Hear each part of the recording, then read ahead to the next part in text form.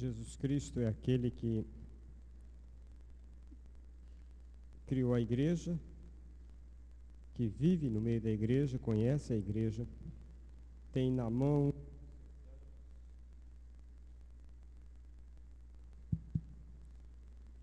os seus anjos, os seus pastores.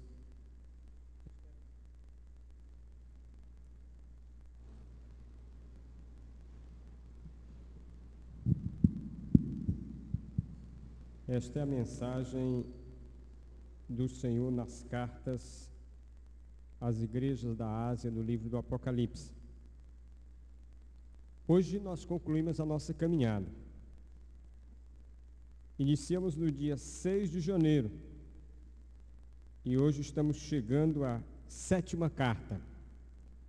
7, número da perfeição, número daquilo que é completo.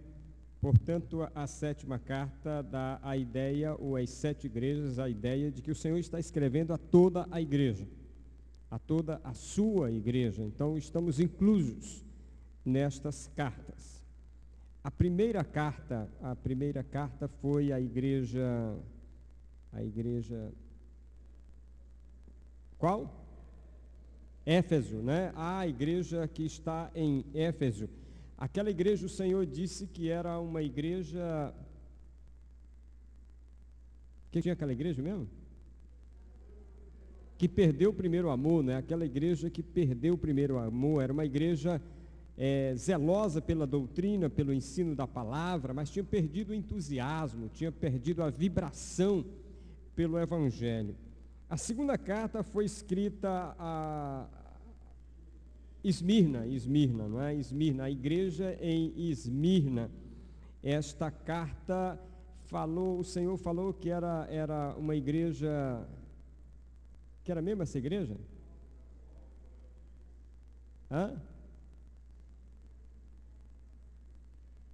Era uma igreja o que, irmã Lia? Firme nas tribulações. Era uma igreja que sofria pelo Evangelho, era perseguida pelo Evangelho, e uma igreja da qual o Senhor não tem nada a reclamar. Pelo contrário, o Senhor a incentiva a permanecer fiel, a não desistir. Uma igreja cujos líderes morriam pelo Evangelho, crentes eram lançados morro abaixo pelo Evangelho, mas ela não negava a fé, né? Uma igreja firme no Evangelho de Cristo Jesus. A terceira carta foi escrita a Pérgamo. O Senhor diz dessa igreja que era uma igreja... Vida dupla, né? Uma igreja de vida dupla, diz a Vanúzia, né? Então era uma igreja complacente com o pecado, né? A igreja que sabia que seus membros viviam uma vida dupla e ela não disciplinava os seus membros, ela não corrigia os seus membros. O Senhor a adverte, manda que ela se arrependa, porque se ela não fizer isso, se ela não disciplinar, o Senhor diz que Ele mesmo se encarregaria da disciplina. A quarta carta foi escrita à igreja Tiatira, né? Tiatira, né? Tiatira. Esta igreja era uma igreja... Que era mesmo essa igreja? A igreja da Jezabel, né, Luciana? A igreja da Jezabel. Quem era a Jezabel, Luciana?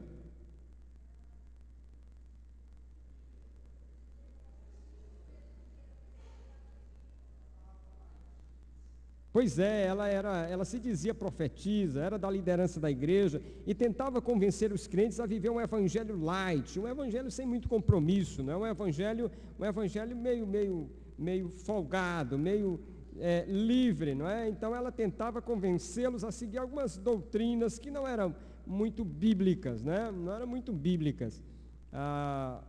E a quinta carta, Sardes, né? Sardes, que não tem nada a ver com sardinha, era uma igreja o quê?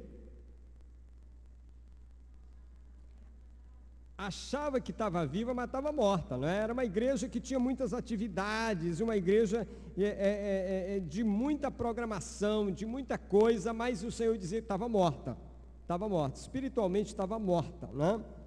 A sexta carta, domingo passado,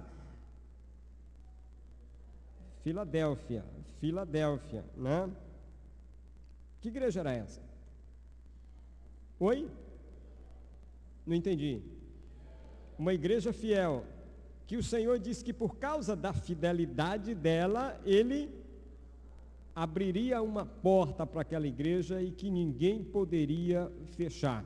O Senhor faria com que ela tivesse uma oportunidade, assim como aquela cidade tinha a oportunidade de divulgar a cultura grega, a língua grega na região, e foi bem sucedida nisso. O Senhor disse que abriria uma porta para que ela pregasse o Evangelho, para que aquela igreja difundisse o Evangelho naquela região, e o Senhor disse que aquela porta não seria fechada, aquela igreja então iria cumprir esse papel, e era isso que o Senhor esperava.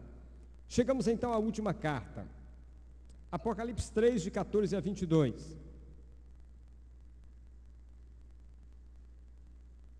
Quem nos acompanha pela internet pode digitar bibliaonline.net ou .com.br, livro de Apocalipse, ou o livro Apocalipse, livro das revelações, último livro do Novo Testamento, último livro da Bíblia, capítulo 3, 14 a 22, diz assim a palavra de Deus. Me acompanhe, por favor. Ao anjo da igreja em Laodiceia, escreve: isto diz o Amém, a testemunha fiel e verdadeira, o princípio da criação. Conheço as tuas obras, que nem és frio nem quente. Oxalá foras frio ou quente. Assim, porque és morno e não és quente nem frio, vomitar-te-ei da minha boca. Porquanto dizes, rico sou, a outra igreja lá já tinha dito isso também, né? Rico sou e estou enriquecido, e de nada tenho falta, e não sabes que és um coitado, e miserável, e pobre, e cego, e nu.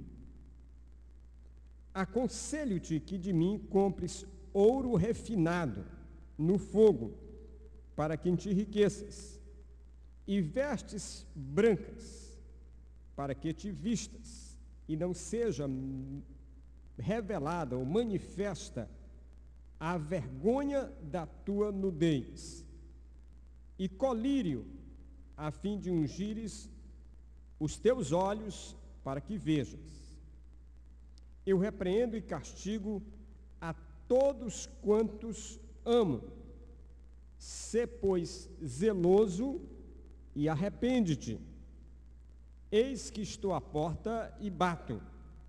Se alguém ouvir a minha voz e abrir a porta, entrarei em sua casa e com ele cearei e ele comigo. Ao que vencer, eu lhe concederei que se assente comigo no meu trono. Quem tem ouvidos, ouça o que o Espírito diz às igrejas. Os irmãos devem ter percebido que todas as cartas são escritas à igreja, mas a pessoa mencionada é o anjo, é o pastor da igreja, não? Todas as cartas são direcionadas ao pastor da igreja. O pastor é o responsável pela igreja diante de Deus. Portanto, ele é a pessoa a quem a carta é destinada. Embora a carta fale do estado da igreja, o pastor é aquele que recebe a carta. Todas as cartas, os irmãos devem ter percebido, elas estão sempre muito no contexto da cidade, da relação que a igreja tem com a comunidade. Nenhuma igreja pode viver isolada da comunidade. Toda igreja, ela é, de certa maneira, fruto da comunidade. Nós estamos aqui nessa cidade e vamos fazer 100 anos aqui. Ano que vem, com fé em Deus, se Jesus não voltar e nenhum de nós tivermos morrido, todas as duas coisas são possíveis de acontecer. É possível que Jesus venha antes do ano que vem, como também é possível que alguns de nós partam e não estejamos aqui. Mas se nenhuma das duas coisas acontecerem, nós comemoraremos 100 anos aqui ano que vem. Então nós somos muito fruto dessa comunidade. o que acontece nessa cidade nos afeta. Por quê? Porque os irmãos que são essa igreja não é esse templo, a igreja somos nós, os irmãos desta igreja, vivem aqui no dia a dia, todos nós somos frutos aqui, trabalhamos aqui, nos alimentamos aqui, se falta água aqui a gente sente, se o calor aumenta mais do que os 37, 40 comuns a gente sente, mas também se tiver um friozinho de 22 a gente bota agasalho. Por quê? Porque nós somos aqui fruto desta realidade, não tem como sair. Então, quando o Senhor Jesus escrevia aquelas igrejas, os irmãos podem notar que a palavra dele estava muito no contexto daquilo que a igreja vivia na relação com aquela comunidade. Não é diferente com a igreja de Laodiceia. A cidade de Laodiceia tinha algumas características que a gente precisa conhecer para entender essa carta. A cidade era um grande centro financeiro. Ali existiam sedes de muitos bancos. Laodiceia, naquela época, era talvez uma das cidades mais ricas do mundo daquela época. Só para os irmãos terem uma ideia, no ano 61 depois de Cristo, houve na cidade um grande terremoto que destruiu toda a cidade, acabou quase tudo na cidade. Mas como a cidade era muito rica, eles reconstruíram tudo na cidade e dispensaram a ajuda do Império Romano. Então os irmãos imaginem que um Katrina da vida atingisse Teresina e destruísse tudo aqui. E a gente decidisse reconstruir tudo na cidade, as casas, os prédios, tudo, as estradas, as ruas, tudo, sem nenhuma ajuda da Dilma. Nada. Só a gente. Quantos anos a gente levaria, né? Quantos anos, talvez Cristo voltasse e a gente não tivesse feito a metade. Imagina algumas obras que tem por aí com algumas placas que já caíram e ainda não terminaram. Imagina a cidade toda, né? Imagina a cidade toda. Mas Laodiceia era tão rica que eles fizeram isso, disseram, olha, não precisamos da ajuda de ninguém, e reconstruíram toda a cidade, tudo. Outra coisa que é bom a gente lembrar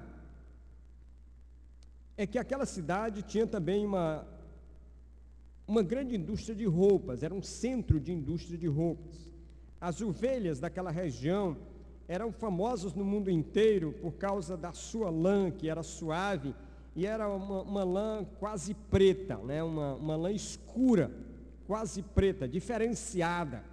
Então, industrialmente, aquela cidade produzia muitas roupas e fornecia para toda aquela região roupas, túnicas muito famosas, as túnicas de Laodiceia. Ela era orgulhosa, né? O povo da cidade se orgulhava de se vestir bem, né?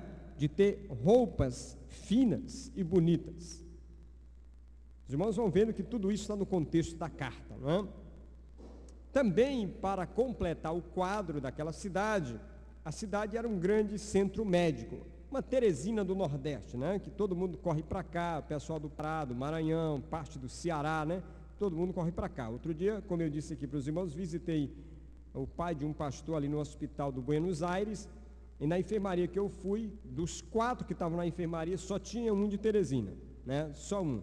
Os outros 3 eram de estados vizinhos, ninguém era daqui. Então, a Laodiceia tinha um grande centro médico. Ali ficava uma escola de medicina. Os médicos eram muito famosos daquela região, a ponto de que muitos deles tinham a sua foto, né, a sua marca nas medalhas, nas moedas da cidade. Outro fato interessante é que aquele centro médico, ele fabricava uma espécie de unguento, uma espécie de colírio, que era exportado para toda a região, usado na cura de muitas enfermidades oculares. Os irmãos estão olhando para a carta, né? Os irmãos estão vendo que o Senhor conhece bem toda a situação para falar na carta. Uma última característica a lembrar daquela cidade é que ela tinha um ponto fraco. Ela não tinha água potável, né? Não tinha água potável. Então, Toda a água da cidade vinha através de um aqueduto que ficava mais ou menos 10 quilômetros da cidade. Então a água era conduzida de muito longe, por isso aquele povo não se metia muito em guerra, em confusão, porque sabia que facilmente eles seriam derrotados. Era só isolar a água que entrava na cidade e morria todo mundo, né? Então eles não se metiam em muita confusão, eles evitavam qualquer tipo de confusão. Mas como tinha um bom centro médico, como tinha muito dinheiro, eles eram muito arrogantes, eles achavam que não precisavam de ninguém, nem mesmo de Deus, né? Eles se bastavam. Mas a água, porque vinha de tão longe, ela chegava na cidade, não como a água de Teresina, né? Que a gente vai botando a mão assim, esperando esfriar até entrar embaixo do chuveiro. Não, a água lá chegava morna, né? Aquela água morna. Que se você bebesse do jeito que ela chegava, você vomitava, né? Então ela era uma água que não era adequada para beber logo que chegava, porque a distância era tamanha que ela não chegava nem fria nem quente, chegava morna. Mais um item da carta que os irmãos podem lembrar. Bem, o Senhor escreve para essa igreja e o Senhor se apresenta a essa igreja, como fez com todas as outras igrejas. Logo, ele se apresenta. E como é que ele se apresenta? Ele se apresenta como Amém, ele se apresenta como aquela que é a testemunha fiel e verdadeira, e como o princípio da criação de Deus. O Senhor se apresenta assim para que a igreja entenda que aquilo que ele vai dizer da igreja, ele tem respaldo para dizer, ele tem autoridade para dizer. Quando ele diz que é o Amém, parece um título muito estranho. Mas se os irmãos olharem, por exemplo, em Isaías 65:16, ali Deus é chamado o Deus da verdade. A palavra verdade ali, na verdade, é Amém, o Deus do Amém. Essa palavra que normalmente nós usamos quando terminamos uma oração, que diz de uma afirmação solene daquilo que outra pessoa ora em voz alta, na verdade tem um sentido de confirmação, ou de dizer, isto é verdadeiro, isto é a verdade. No Evangelho de João é comum a gente ler, em verdade vos digo. Literalmente, se a gente fosse traduzir isso, em amém eu vos digo. A ideia é, aquilo que é verdadeiro, aquilo que eu lhes digo é de inteira confiança. Então Jesus está se apresentando assim, como aquele que é a verdade. Jesus está dizendo àquela igreja que ele não esconde nada, que ele não dá jeitinho, ele diz a verdade porque ele é a verdade. Segundo, ele diz que é a testemunha fiel. Uma testemunha em que a gente pode confiar. Hoje pela manhã falamos do texto de Atos 1:8, quando o Senhor diz que somos suas testemunhas.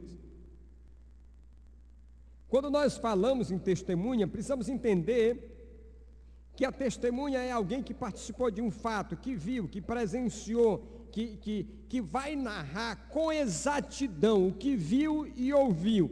Ninguém é testemunha por tabela, ninguém é testemunha porque eu vi o que alguém disse. Não, isso não é testemunho, isso é fofoca, né? Isso é fofoca. Ah, porque você sabe, fulano de tal me disse, isso não é testemunho não, isso é fofoca. Isso é do diabo, não tem nada a ver com testemunho não. Aquele que testemunha é aquele que presenciou o fato, é aquele que participou do fato, é aquele que ouviu, é aquele que está ligado ao que aconteceu. Então, quando Jesus diz que ele é a testemunha fiel e verdadeira, ele não só diz a verdade, mas ele diz toda a verdade. O que ele diz pode confiar, porque é toda a verdade. Jesus não esconde algo. Ele não é um Deus que se apresenta para nós para ser descoberto. Ele se dá a conhecer, ele se descobre para nós. A própria palavra Apocalipse, o sentido é esse, é revelação. É o Senhor se revelando, é o Senhor se dando a conhecer. Então ele é o Amém, ele é aquele que confirma a verdade, ele é a testemunha fiel e verdadeira, ele é aquele que você pode confiar, porque ele vai dizer o que é completo, o que é certo, o que é total, o que é verdadeiro e digno de confiança. Mas também ele diz que ele é o princípio da criação de Deus. E aqui ele não está dizendo que ele é o primeiro a ser criado. Jesus não foi criado. Não é esta a ideia. A ideia aqui é de dizer que ele é o princípio, ele é a força motriz da criação. Ele é a força da criação. Então, nesse sentido, ele é o princípio, ou o princípio dinâmico da criação. Os irmãos veem essa expressão no Evangelho de João, quando João diz assim: no princípio era o Verbo, e o Verbo estava com Deus, e o Verbo era Deus. E João acrescenta: todas as coisas foram feitas por meio dele, e sem ele, nada do que foi feito se fez. João está dizendo exatamente isso. Ele está dizendo que Jesus aqui diz para a igreja: eu sou o princípio, eu sou a força geradora da criação. A criação é feita, é criada, é gerada pelo Senhor Jesus. Por isso que o Senhor Jesus vai dizer: eu e o Pai somos um. Não há distinção entre Jesus e o Pai. Ele e o Pai são um. Apenas que ele é o Pai em forma humana, mas é o Pai. Ele não deixou de ser Deus quando se fez homem. Paulo, escrevendo aos Colossenses, diz a mesma verdade em Colossenses 1, 15 e 18. Nele foram criadas todas as coisas. Então, quando Jesus está dizendo isso, ele está dizendo para aquela igreja: preste bem atenção, quem está falando com vocês é aquele que gerou tudo. Quem está falando com vocês é aquele que criou tudo. Eu criei vocês. Ele já tinha dito lá nas primeiras cartas que ele era aquele que andava no meio da igreja, que era aquele que tinha na mão os anjos da igreja. Agora ele está dizendo para essa igreja literalmente isso: eu criei tudo, eu gerei tudo, vocês são fruto da minha criação. Então o que temos foi criado por ele, existe por causa dele, e existe para ele. Quando a gente diz que o homem pecou, que nós somos pecadores, nós estamos dizendo exatamente que nós estamos fora do propósito que ele criou. A palavra pecado, traduzida literalmente, significa errar o alvo. Que alvo? O alvo que Deus projetou para mim e para você. Então, quando Deus me criou e criou você, Ele criou com um propósito, com um alvo. Ele tinha um ideal no coração a nos criar. E quando a gente então foge desse propósito, quando nós nos distanciamos desse propósito, quando nós erramos esse alvo, estamos no pecado. Todos nós somos pecadores, porque todos nós fugimos do alvo, todos nós erramos o alvo. Quando nós encontramos Cristo, é a maneira de voltarmos para o alvo, é a maneira de sermos conduzidos ao alvo. Então nós vamos depender de Cristo para estarmos novamente no caminho do alvo. Por isso que a Bíblia diz que nós somos então resgatados por Cristo, nós somos comprados por Cristo, e nós somos então nascidos de novo em Cristo. Então, quando eu encontro Cristo, a minha natureza velha passou, tudo se fez novo. Em Cristo eu tenho uma nova caminhada, em Cristo eu tenho um novo propósito. Eu resgatei o propósito inicial que Deus tinha na minha vida. Entendido isso, nós vamos então pensar na igreja. Entre as 7 igrejas mencionadas no Apocalipse, esta igreja é a que tem a condenação mais drástica. De fato, se você olhar a carta, não há nela uma palavra de louvor. Ela tem apenas condenações. A história diz que Arquipo foi o primeiro pastor de Laodiceia. E é interessante que Paulo, quando escreve a igreja em Colossos, que era vizinha da igreja de Laodiceia, ali em Colossenses 4,17, Paulo diz assim: também dizei a Arquipo, atenta para o ministério que recebeste no Senhor, para o cumprires. Tudo indica que Paulo já tinha percebido no início já que aquela igreja estava saindo do rumo, que aquele pastor estava esquecendo o ministério, a função que Deus tinha lhe dado ali. E Paulo então o adverte, ele diz isso, chama Arquipo e diz para que ele atente para o ministério que recebeu, para que ele cumpra o ministério que recebeu. Era o conselho de Paulo, era a chamada de Paulo, mas a carta do Senhor no Apocalipse indica que aquela igreja de fato perdeu o rumo. Aquele pastor se corrompeu, aquele pastor esqueceu de cuidar da igreja, e a igreja então perdeu o norte, perdeu o rumo. Jesus diz àquela igreja que ela era uma igreja morna. E Jesus disse que desejava que ela fosse pelo menos fria. Mas ela não era. E por ser morna, Jesus teve náuseas daquela igreja. Você imagina o Senhor Jesus olhando para uma igreja que foi fundada no nome dele, que pessoas foram salvas por ele, uma igreja que prega e abre a Bíblia, e lê a Bíblia, e prega a Bíblia, e os crentes oram falando com Deus em nome de Jesus. Imagine que Jesus então olha para essa igreja e diz: olha, eu estou com náuseas de vocês, estou com náuseas, eu estou a ponto de vomitar.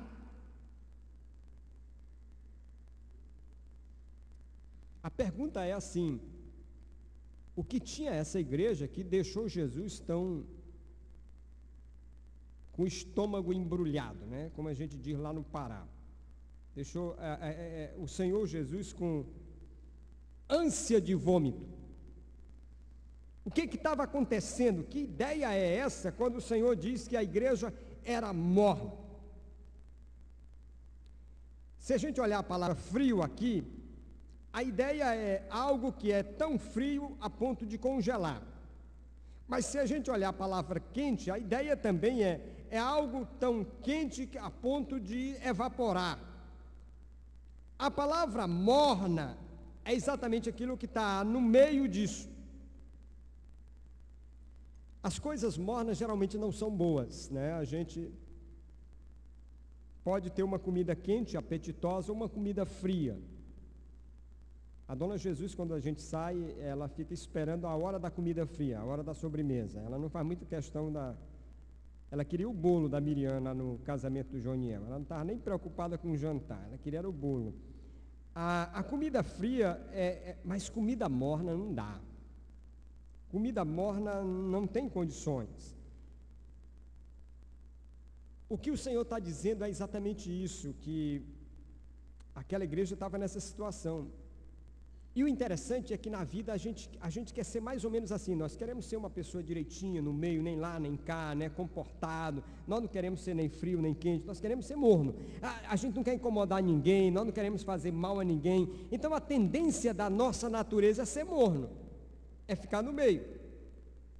E Jesus condena esta atitude da igreja, e ele condena sem misericórdia.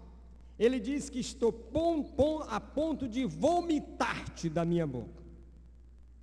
A ideia aqui, irmãos, é que aquela igreja era uma igreja morna, porque nela faltava um compromisso com o Senhor Jesus. Era uma igreja morna porque ela era uma igreja que não assumia de fato a fé, o evangelho, o trabalho que tinha a realizar para o Senhor. Então você pensa na Francelice regendo o coral de 100 vozes do centenário, e aí todo ensaio que ela marca tem 30 e faltam 70. Aí o próximo ensaio tem 40 e faltam 60. No outro vai... Quer dizer, cada ensaio que ela marca tem um grupo diferenciado. Mas ela percebe que a Luciana não faltou nenhum coral, nenhum ensaio. E então, na hora da apresentação, ela dá uma palavra e diz: olha, irmãos, eu estou aqui muito agradecido, que nós vamos apresentar agora a nossa cantata de 100 vozes, mas eu quero dizer que tem um lado muito triste. Esse é o último ensaio da gente e eu tenho um lado muito triste, é porque vocês não levaram a sério o compromisso e nenhum de vocês estava aqui todos os ensaios, cada dia um faltava, vocês estavam sem compromisso com o coral e com a obra de Deus aqui. Mas eu quero parabenizar a Luciana, porque ela foi a única que não faltou nem ensaio. Aí a Luciana diz, olha, Francelice, eu fico muito agradecida, mas eu vou ensaiar, mas no dia eu não vou estar. Quer dizer, era a única que estava escapando e não escapou. Era mais ou menos isso que acontecia com aquela igreja. Era uma igreja que faltava o compromisso, era uma igreja que faltava dizer para que veio no Evangelho. Coca-Cola gelada a gente peca, não é porque aquilo é veneno, mas a gente toma e gosta. Quanto mais gelada, melhor. Agora, Coca-Cola quente desentope pia. Coca-Cola morna limpa motor de carro. Não dá. Coca-Cola morna não dá, não tem jeito. Uma xícara de café quentinho, assim, cheiroso, vale a pena, mas morno não dá, não serve, não tem jeito. Meus irmãos, nós precisamos entender que quando a gente abraça a fé em Cristo, nós estamos dizendo que o nosso compromisso é com o Senhor, que nosso zelo é para o Senhor, que a nossa vida é do Senhor. Nós estamos dizendo que nós não seremos meio termo, nós não seremos coluna do meio, nós não seremos mornos, nós seremos quentes, nós seremos aqueles que vibram com o Senhor. Aí você diz assim, como é que eu posso saber se eu sou morno? Como é que eu posso saber se a nossa igreja é morna? É incrível que o Senhor disse que preferia que eles fossem frios. Não está dizendo que preferia que eles fossem descrentes, não. Está dizendo que preferia que eles crescem, mas estivessem lá sem nada, do que fazer de conta que eram crentes. Mas aquela igreja achava que isso não era verdade, porque como eles tinham dinheiro, lá funcionava bem tudo, data show lá era de primeira, ar-condicionado, ninguém se abanava assim, porque estava fazendo calor, não era assim, não, lá era de primeira, tudo era de primeira. Os crentes que moravam longe, tinham ônibus com ar-condicionado para pegar e trazer para o culto, lá tudo era de primeira. Então eles achavam que eles eram crentes 100%, mas o Senhor disse, não, vocês estão enganados, vocês estão enganados. É simples, você pode perguntar assim, você tem um coração que busca o Senhor mesmo? Senão você é morno. Você tem um coração que tem comunhão com Deus, que se dedica à oração pessoal, a falar com o Senhor? Senão você é morno.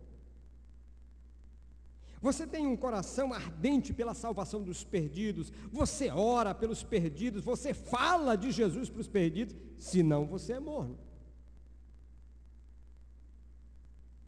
Você dá de si mesmo para a obra de Deus, você dá de si mesmo para o Senhor. Quando você abraça algo para fazer para o Senhor, você faz com a melhor dedicação que tem, ou você deixa para a última hora e na última hora sai dando um jeitinho na situação. Se é assim que você age, você é morno. Você é morno. Você coloca buscar a vontade de Deus e fazer a vontade de Deus como prioridade na sua vida, senão você é morno. Laodiceia tinha esse problema, era uma igreja sem compromisso, era uma igreja morna, era uma igreja que fazia a obra do Senhor porque tinha dinheiro para fazer, porque tinha gente para fazer, mas era uma igreja que não estava preocupada em agradar ao Senhor.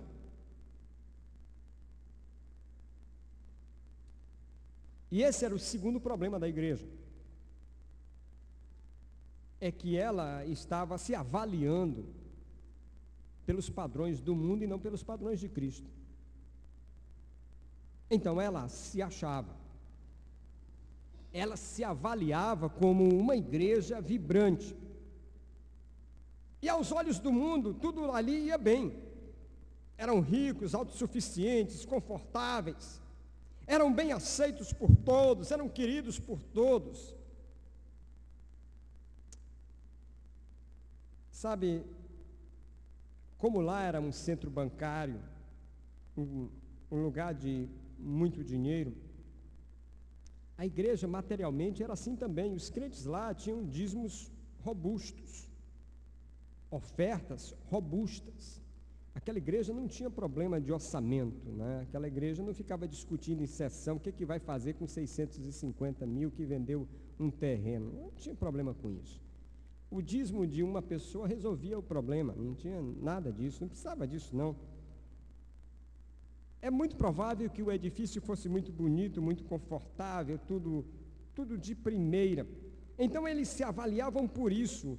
Eles se avaliavam pelo que tinham no templo, eles se avaliavam pelas pessoas que estavam ali, eles se avaliavam pelo dinheiro que circulava na tesouraria da igreja, eles se avaliavam por aquilo que faziam de trabalho, de atividades, né? Porque tem muita gente que se avalia assim. Há muitas igrejas que se avaliam. Quantos cultos você tem? Nós temos 3 cultos por dia. 3 cultos por dia. Não, nós temos, são 6 cultos por dia. Então tem gente que se avalia por essas coisas, a igreja que se avalia por esse tipo de ativismo, acha que agrada a Deus pelo muito que faz. O Senhor Jesus disse que ao invés de ser espiritualmente ricos, eles estavam falidos. É interessante que o Senhor Jesus, na avaliação dele, trata da riqueza, trata da roupa, e trata do colírio. O Senhor vai tocar na ferida deles. O Senhor vai dizer que eles achavam que eram ricos, mas eram pobres. O Senhor diz que eles achavam que vestiam as melhores roupas. O Senhor vai mandar eles buscarem roupas brancas com ele, vestes brancas. O Senhor diz que eles tinham o melhor colírio, o melhor centro médico. O Senhor diz: olha, vocês precisam vir comigo para provar do meu colírio. Então o Cristo ressuscitado está dizendo para aquela igreja que toda a avaliação dela estava errada. Ele fala da vergonha da nudez. Meus irmãos, no mundo antigo, esse termo era muito forte. Quando se falava da vergonha da nudez, estava falando da intimidade. Cada vez que no Velho Testamento se dizia da sua nudez, por exemplo, Deus disse, através de Naum, que advertisse o seu povo desobediente, e diz assim: mostrarei às nações a tua nudez, e aos reinos as tuas vergonhas. O Senhor está dizendo que aquela igreja ia ser exposta, que na verdade, interiormente, ela estava completamente nua, interiormente ela não tinha riqueza alguma. Como é que você avalia a sua temperatura espiritual? Como é que você avalia as suas vestes espirituais? É o tamanho da Bíblia que você carrega? É quantas vezes você frequenta no culto? Como é que você se avalia? O verso 19, o Senhor diz: eu repreendo e disciplino a todos quanto amo. Vejam as palavras do Senhor que são duras. Tu não sabes que és um pobre, necessitado, e cego e nu. Mas o Senhor está dizendo: olha, isso eu faço porque amo. A palavra amor aqui é filéu, é aquele amor filial. A ideia que o Senhor está dizendo é: eu estou fazendo isso porque lhe amo com um amor paternal, com aquele amor de ente querido, com aquele que quer lhe botar no colo porque quer tratá-lo, porque quer que você seja diferente do que é. Meus irmãos, eu fico pensando quantos de nós fugimos da repreensão de Deus. Quanta gente se melindra quando a igreja toma a atitude de disciplinar. Quanta gente deixa de vir aos cultos porque o pastor falou uma coisa que ele achou que aquilo foi duro demais, não devia ser dito.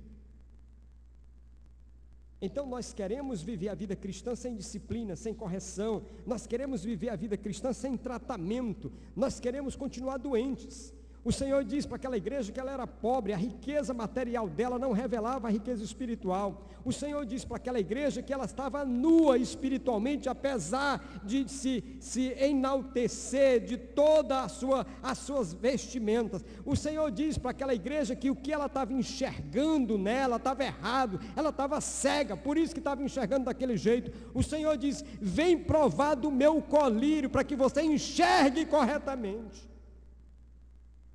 E o Senhor diz: olha, eu estou a ponto de te vomitar. Imagina se eu dissesse para você, irmão, mesmo dessa igreja: olha, meu irmão, tu está tão assim, tu está tão molo, que eu estou para te vomitar lá fora. Você nunca mais botava o pé nessa igreja. Tem gente que com menos disso já deixou de vir. Imagina se eu chegasse a esse ponto. Mas o Senhor diz: olha, eu estou fazendo isso não é porque eu quero o seu mal, ao contrário, eu estou fazendo isso porque lhe amo, eu estou fazendo isso porque quero que você seja tratado.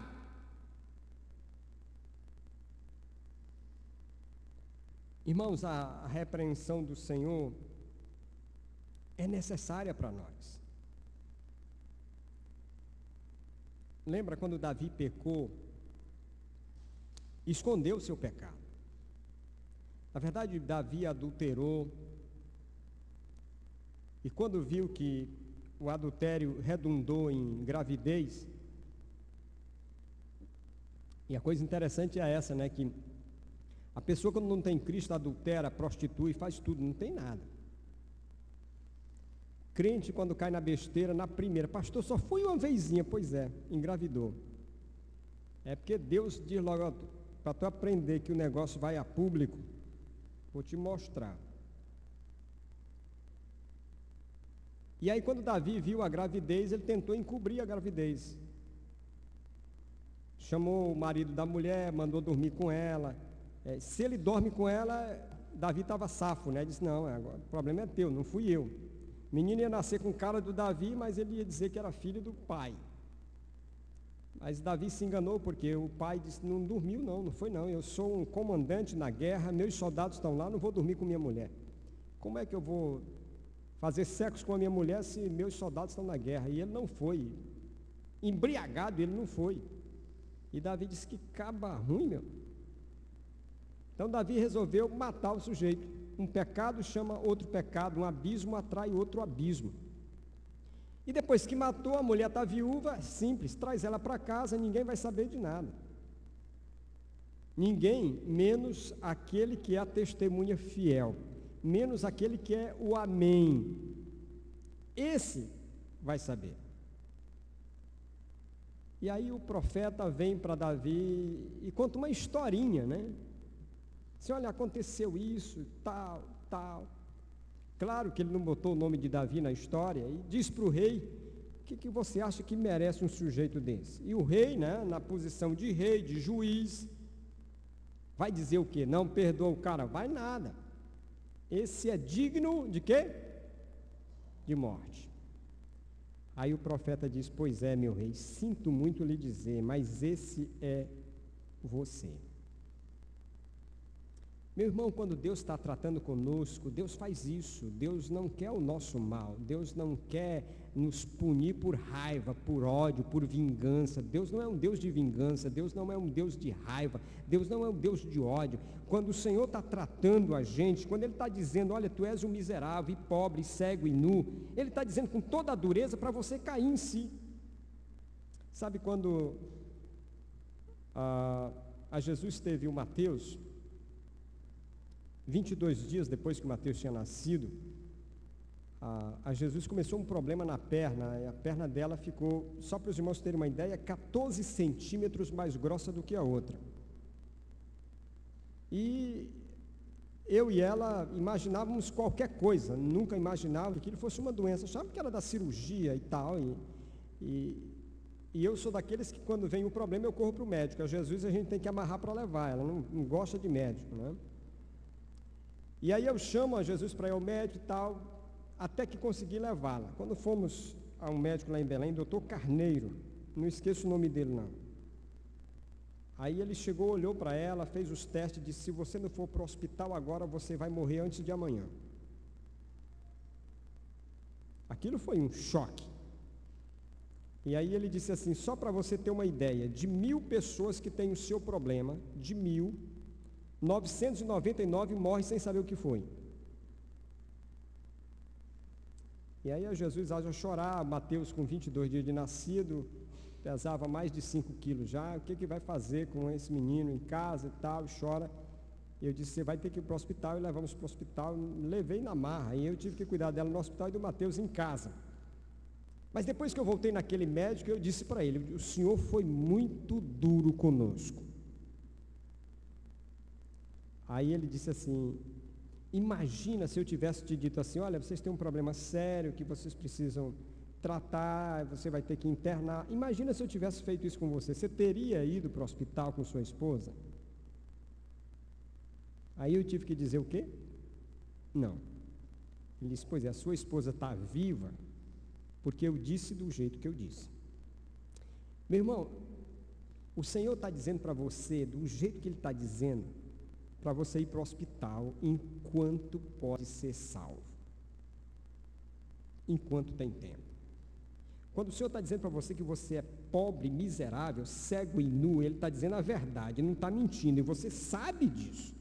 Mas Ele está dizendo, não é porque quer vingar você, não é porque quer humilhar você, não é porque quer maltratar você, não é porque Ele quer que você vá internar para ser tratado, porque Ele disse: eu faço isso porque amo, não é porque odeio.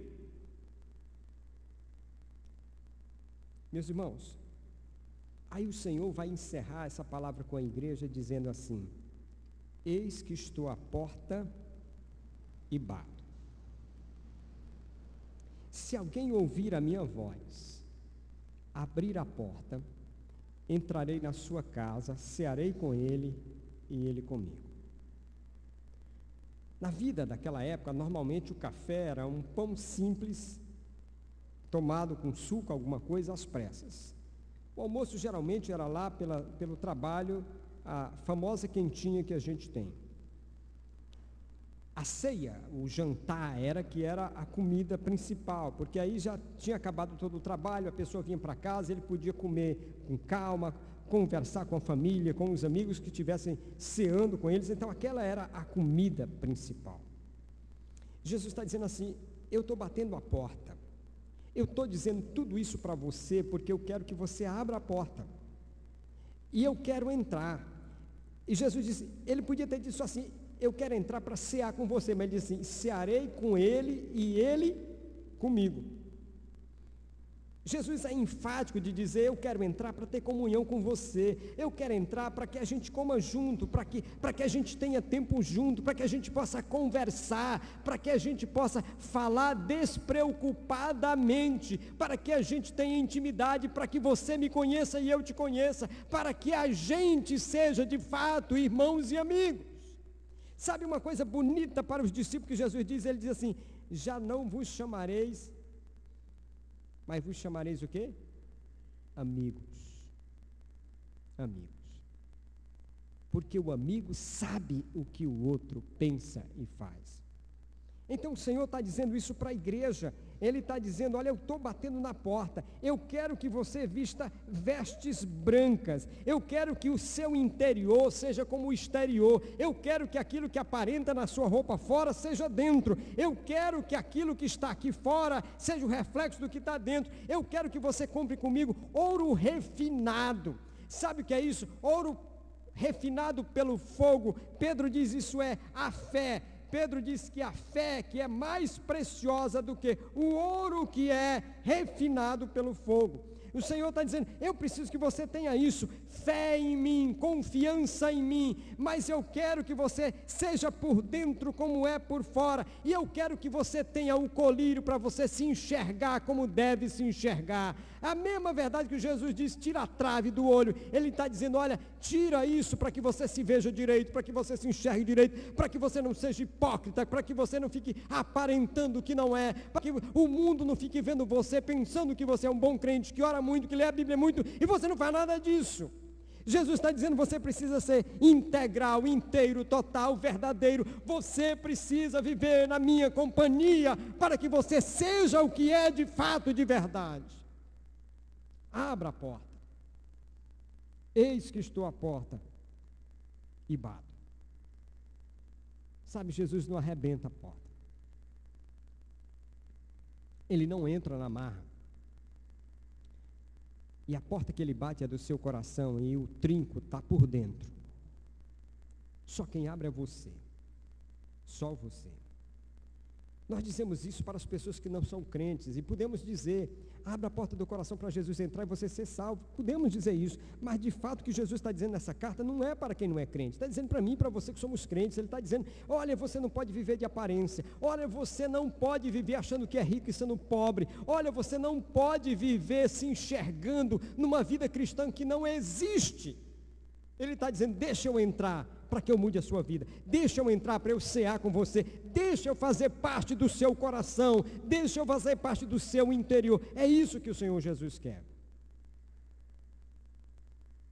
E eu queria que você hoje pensasse muito sobre isso. Estamos encerrando 7 cartas. Em cada uma delas nós temos nos perguntado assim, que tipo de igreja nós queremos edificar para o Senhor? Que tipo de igreja nós estamos edificando para o Senhor? E essa igreja é a minha vida, é a sua vida. Que tipo de vida você está edificando para o Senhor? A sua vida. Pense nisso.